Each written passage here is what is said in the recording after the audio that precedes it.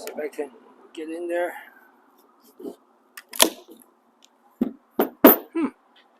There you have it. Let's try again. See if I can just do it in one single pass. All right, so there's the kryptonite.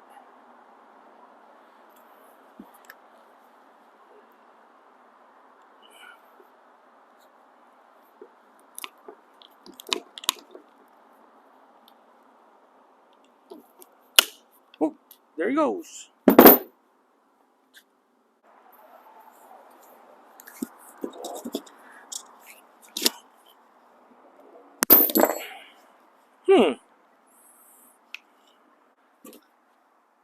Hello, welcome to Random Things. This is Ty, and for this video, I want to talk about the type of lock-in chains that you use to lock up your bike, because that matters tremendously on whether or not your bike gets jacked.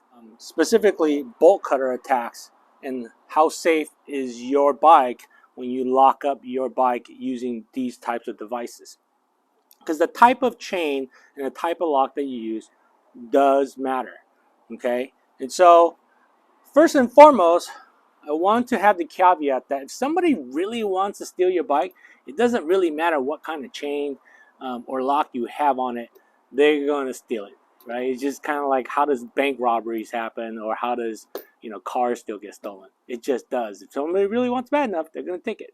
So this is more for like, to thwart the average thief, right? Because let's face it, if they have an angle grinder, they're going to be able to cut through pretty much all these locks I have shown here. There is one lock that I don't have. It's like $300. That is angle grinder proof.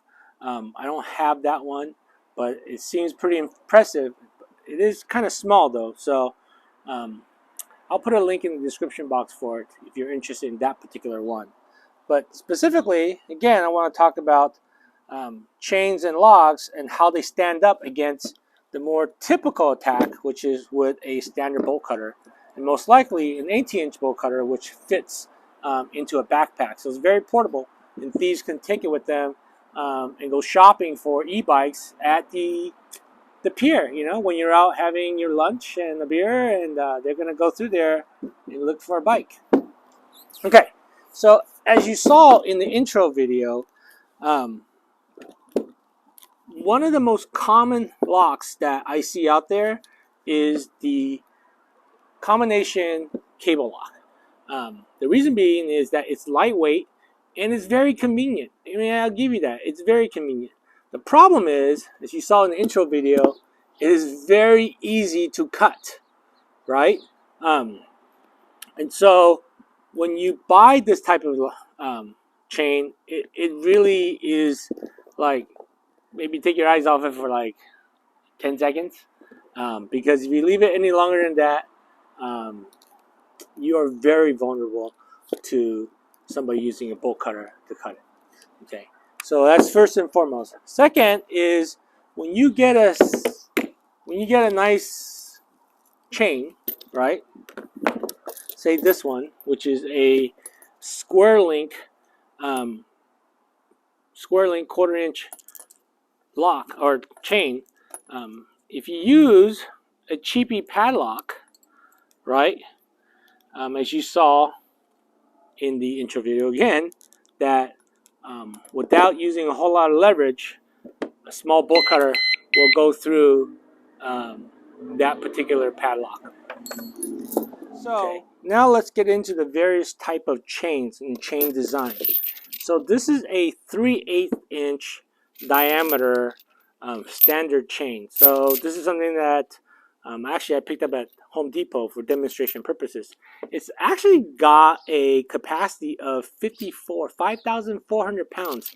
So it's a very beefy chain. And again, it's 3/8 diameter. But as you can see from this picture, I was able to cut it, not with an 18-inch bolt cutter, but I was able to cut it with a big boy, a 36-inch bolt cutter, right? But I had to do it with quite a bit of leverage, meaning that I had to set it on the ground. Now, this chain is round, okay? It's a round chain, and it allows bolt cutter to bite onto it. Now, this chain, it's a square chain. Okay, and so the big change in chain technology or chain science is that they learned that when you go to a square chain, it's harder to cut with a bolt cutter. And so I have two different ones. Both are from Avis. This is actually a 1/4 inch link square link chain. This is actually 5/16. I know in the video I said it's 3/8. It's actually 5/16 thickness, but it's significantly thicker than the 1/4 inch, right? And this is a 10-foot chain, which allows me to really wrap around my bike quite a bit. And what happens is with a 1/4 inch link, right? I was not able to cut it with a bolt cutter, the 18-inch bolt cutter. However, with the 36-inch, setting it on the ground, I was able to cut this particular link. Okay. Now the good news is, with the 3/16 and the 36-inch bolt cutter on the ground, maximum leverage, I actually was not able to cut through it. Now I was able to do a pretty good dent in it, but I was not able to cut through it.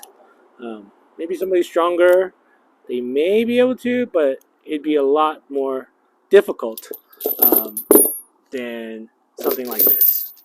Okay, and then here I have another square link one, and this one is from Kryptonite, but this is actually a combo lock, which it's a little bit more convenient than you don't have to carry a key. Now, if you use a regular lock, again, like I said, if you use it, there's no point in using a super beefy chain if you use a bad lock, right? You want to pay a little bit more money and buy a lock that's kind of more bolt cutter resistant, right? So again, this is not a rounded bolt, right? It's actually in this particular case, is a hexagonal slide bolt, and you can use that with this. And the other thing about this is, once you link it in, right? Once you link it into the chain, there's not a lot of room in there, right? There's not a lot of room in there for me to get a bolt cutter to bite, because the chain links are in the way, right? That's why it has this design, so that it prevents the bolt cutter from fitting in there nicely, so that you can get a cut into it, right? So this is actually kind of a more anti-bolt cutter design lock than, say, something like this that's just a basic U-shape. Okay, so there's the chains and locks. Now let's move on to this one. This is actually a disc brake lock. Oop. And actually has a built-in alarm to it, right? And this particular lock, I have a separate video on it, on how to use it, but it actually bites on to the disc brake vent holes, right? And so this one, once you lock it in, it's not, you can't really attack it with a bolt cutter. The way they can attack it is with a sawzall, right? And they can actually cut that little bolt that's in there. But that requires them to carry a hacksaw or that type of tool. Now this particular one has a built-in motion alarm, so that's what you kind of heard earlier. When you activate it, right, and then you shake it, it'll warn, and then it will go off if it's got all that vibration. That's a warning. Oop, there it is. Okay. On to some of the more recommended types of locks is U-locks, right? And I have two different ones, and Kryptonite again is kind of the one of the standards in terms of U-lock. They have some really, really beefy stuff. They have one that's called Forget About It. It's one that you put on a bike when you're in New York City. But again, the thief is going to go through it if they have one of these. It's really meant, again, to fight against big advanced bolt cutters. And also it's like anti-pick proof, right? And this is probably cheap in the sense that, you know, the lock picking lawyer can probably pick this in 30 seconds, but or less than that. But I just really wanted to focus on the actual cutting of the lock and not the picking of the lock, right? So the U-locks definitely are a better type of lock, provided that you use it correctly, right? And so I have a separate video, and I'll link it, where I talk about how to actually use the U-lock properly. Because the idea is you need to use the U-lock and put it through the frame and then onto something that is like the bike rack that you cannot cut. And so there is a proper way to use a U-lock and an improper way. The good news is I could not cut it with this, and I could not cut it with this, right? And so it does make me feel pretty good that I have this. Here's a different version of the U-lock where this one also has a built-in motion alarm, right? And so once you, it's actually a little thicker than that one. You hear that first beep? So that armed it. Supposedly, that's a warning, right? And there it is. If you don't get the key to deactivate it, it's going to alarm. Oh, whew. Okay, so that is a motion sensor U-lock, right? So if somebody's trying to mess with it and try to get a